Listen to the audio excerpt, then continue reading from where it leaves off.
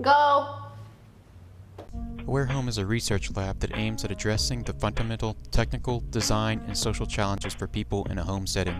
We envisioned a touchscreen counter that helps users prepare a meal and in general functions as a kitchen assistant.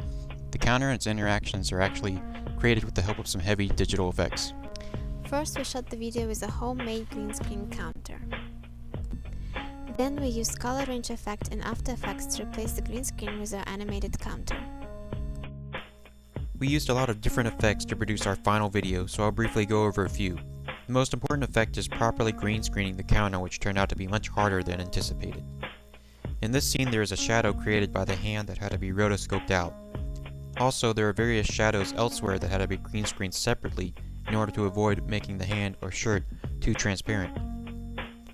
To make things easier, many portions of the scene were just painted black. When we decided to use a new texture for the counter, we simply used the color range to substitute the black for the new texture.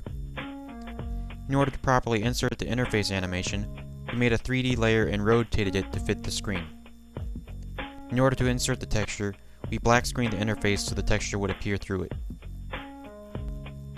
To create the animated menus that appear on the countertop, we used Adobe Photoshop CS4. First, we designed the menus in full, designing a unified theme for the countertop. Once we had completed the menus for the chicken, phone, and recipe, we worked backwards, first hiding all the design elements and then slowly revealing them, making it seem as though they were being drawn out. To create the illusion of lines being drawn while only using one static image, we used clipping masks in Photoshop to hide portions of the menu. Each menu was broken down into all of its subcomponents, and each of those was assigned a clipping mask. Photoshop's built-in animation tool allowed us to set keyframes for the clipping masks and create motion tweens between keyframes.